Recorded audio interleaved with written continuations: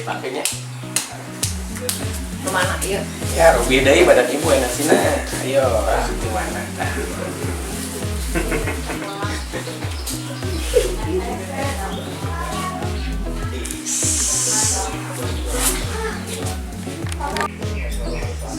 Jadi ini proses pembentukan energi.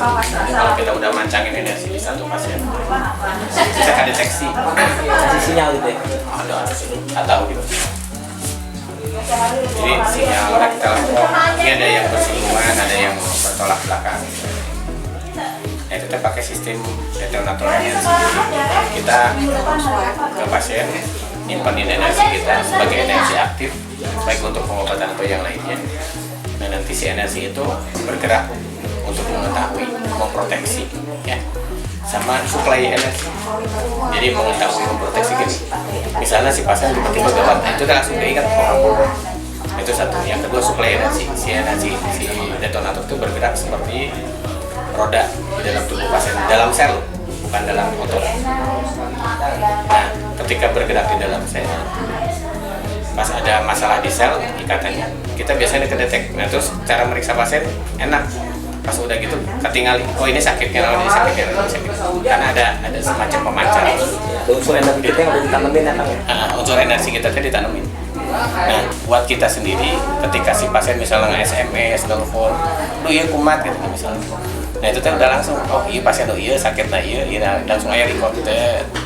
Semacam pemancar energi, semacam satelit yang ada di pasien. Ya auto mendeteksi ya, Kang? Ya, auto deteksi, jadi dia mendeteksi sendiri. Nah, kemudian kalau di tempat praktek ini akan biasanya nyebarkan lah si detonator, jazz. Nanti pas kita ketemu orangnya, oh ini sakitnya ini, karena energi kita sudah bergerak lebih dulu. Ya orang udah ngomong gitu udah Langsung kan biasanya gitu kan, tahu kan? Oh ini sakit ini, sakit ini. Nah itu tuh sebenarnya bukan pada saat itu kita mendeteksi, tapi jauh sebelum itu kita mendeteksi.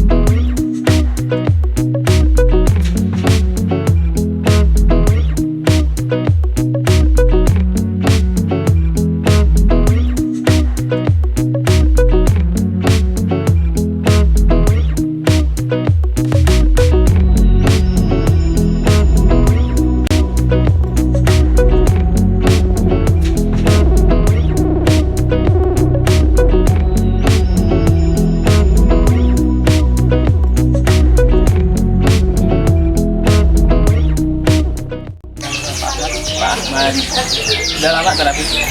Yang 2015. Kenapa Mas?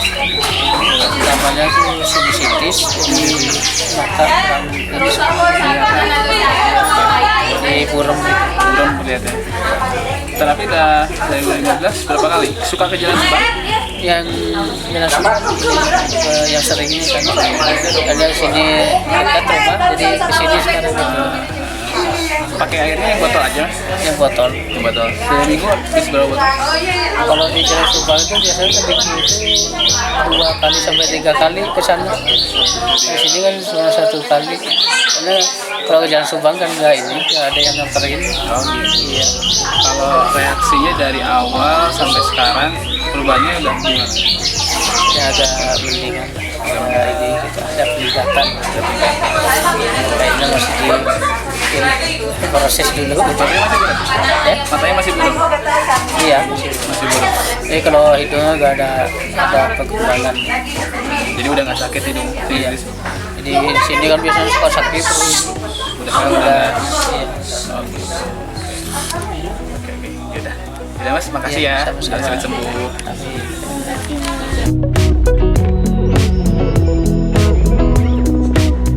Berarti orang-orang gitu dikasih wadah dan tempat gitu untuk terapis gitu, saya senang banget. Berarti saya merasa berguna lah sama orang, buat suami anak sama orang-orang keluarga gitu.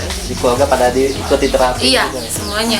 Saya terapi. Pernah ada yang paling berat teh yang teteh terapi? Ada yang tumor. Oh, tumor teh. Teteh berapa kali terapi tuh? Pas sering? Pernah tuh berapa ya? 4 kali mengecil. Oh, dalam terapi 4 kali dia ukurannya mengecil tuh. Mengecil. Oh, Mengecil. mengecil. Jadi orang itu nggak minum. Cuman dia pola makannya aja nggak bagus dia mah. Oh, jadi tumor mah harus bagus ya. Iya, pola makannya dia nggak bagus, itu akhirnya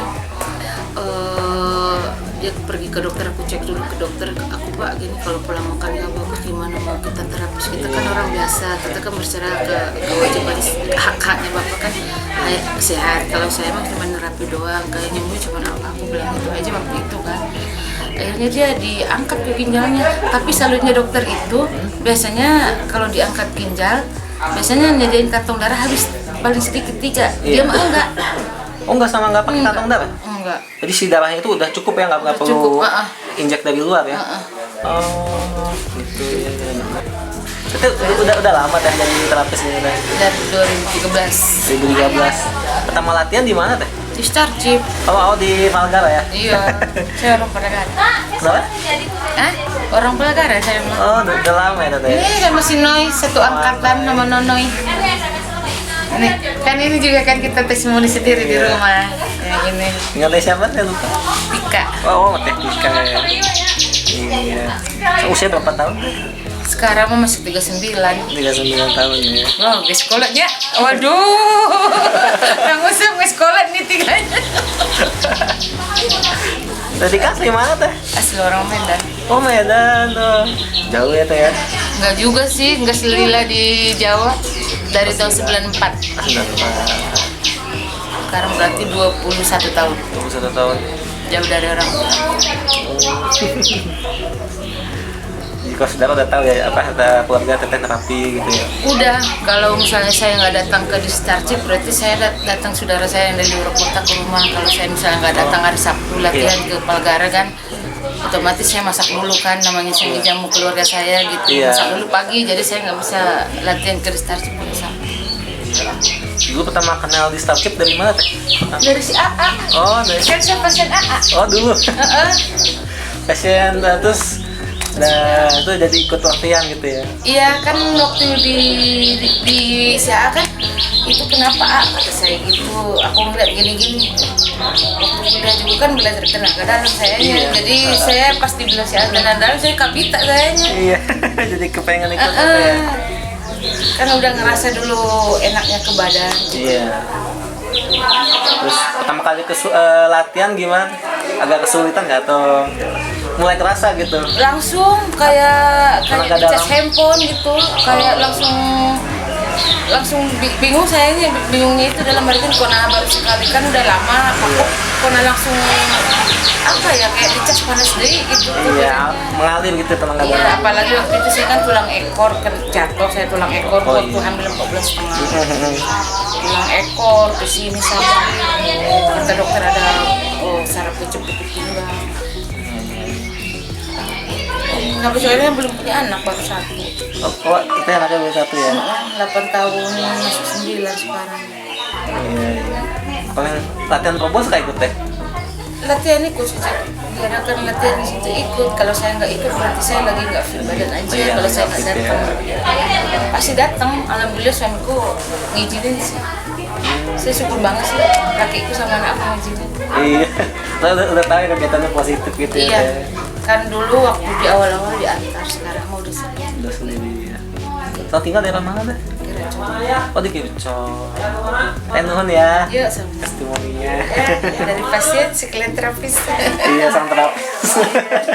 Saya juga mau nanya Kak, ini benar nggak subur ini apa keputihan apa subur? Saya ngerasa beda gitu Kak.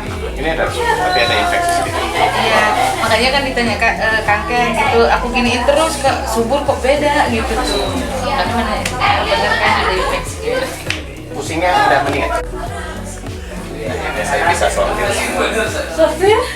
Sortir gitu. Ini fokusnya nah lamun konsentrasi dia jika tadi. Jadi terapinya gini, bukan ditempel langsung lebar. Kan otak pusat kan. Jadi ada motorik halus, jadi ada motorik kasar. Nah, sistem pengendali kepintarannya sebenarnya dari motorik halus dan motorik kasar. Kanan kiri. Nah, ini otak pusat ini hanya mensuplai energinya, mensuplai listrik. Nah, pun kita gambar, kita gitu kan. Ini otak pusat, di dalamnya tong lukis dirinya sana di dalam ya. Ini otaknya. Nah, ini ada infus saraf, sambungan kabel tadi kan. Nah, ini otak motorik halus. Nah, yang disebut dengan otak kiri kanan. Ya. Di kantor Ya, yang harus kita lakukan adalah mensuplai si sensor ini supaya lebih aktif dan reaktif. Jadi ya, aktif dan reaktif itu terhadap sistem darah dan sistem pengikatan oksigen. Ya, sehingga dia bisa mensuplai si otak kiri otak kanan dengan baik. Yang kita harapkan adalah sistem denyut. Ketika sistem denyut dia normal dan membaik, ya, dia akan membalikan oksigen ke dalam otot dan ke badan jantung yang lebih sempurna. Outputnya. Ini kita ngobrol bahasa awam ya, supaya bisa dimengerti. Kan ada selebgram, ada teusan gitu. Ya. Penguatan di otak ini juga memperkuat sistem hipotalamus. Sistem hipotalamus adalah sistem keseimbangan, yaitu berupa rongga berisi cairan dan jutaan sel sebagai detektor enzim dan sebagai pengatur enzim. Dia bisa mendeteksi lemaknya enzim di mana, dia bisa mengendalikan enzim yang bergeraknya bagusnya di mana. Paham ya? Itu hipotalamus. Sehingga rangsangan yang diberikan nanti di otak pusat seperti ini untuk merangsang hipotalamus merangsang sensor. Sini si sensor pembuluh darah dirangsang. Pembuluh darah mengikat oksigen lebih baik, lalu disebarkan ke otak kiri kanan. Dari sini formula tubuh mulai berjalan nih. Formula enzim tubuh mulai berjalan. Formula pembuluh darah dan oksigen terikat mulai berjalan dan otot-otot halus seluruh tubuh. Otot-otot halus itu jantung, pencernaan, ginjal dan lain sebagainya. Nah, sehingga yang terbaik dalam sistem terapi seperti ini adalah begini. Kemudian difokuskan di titik pusat, dari titik pusat disebarkan. Supaya namun orang ngebayangkan umpalan otak mun aya dina otak sapi kan gitu. Bayangkan ya kita gampang namanya sebarkan selimuti otak itu. Ya. Setelah kelihatan selimuti sebarkan guys. Selimuti sebarkan. Nah itu fungsinya pertama untuk meningkatkan konsentrasi. Kita tadi ada anak yang nggak bisa ngomong. Di mana telinga? Otak pusat tapi. Perangsang di mana? Otak kecil. Berarti penggerak otot halus. Penggerak sistem cairan hidung, telinga dan tenggorokan. Sebarkan kan dia, fokuskan kiri kanan. Nah sebaran nanti bukan berupa anak panah seperti biasa di tulang punggung, tapi harus berupa pencaran. Jus. Nah, jika lampu pijak, jadi energi kita tadi. Ada lamun katingali energi kita mengalir begitu di saat lucu.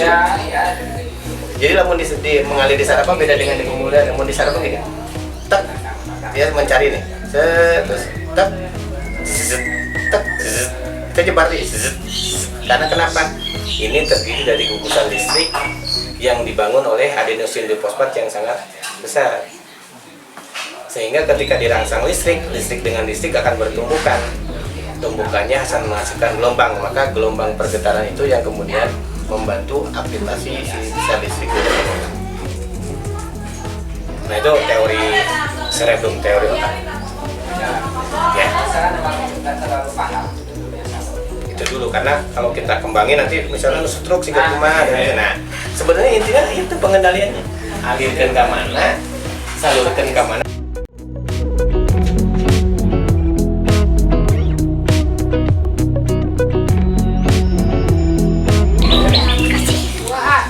Ini dulu belum terasa, jadi yang dikerjain yang bawah.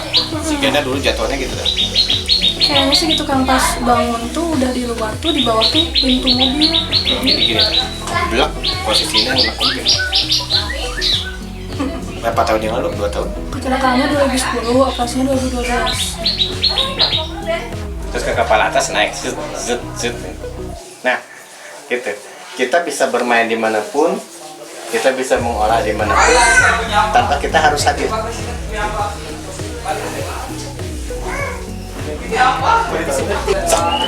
Udah ya.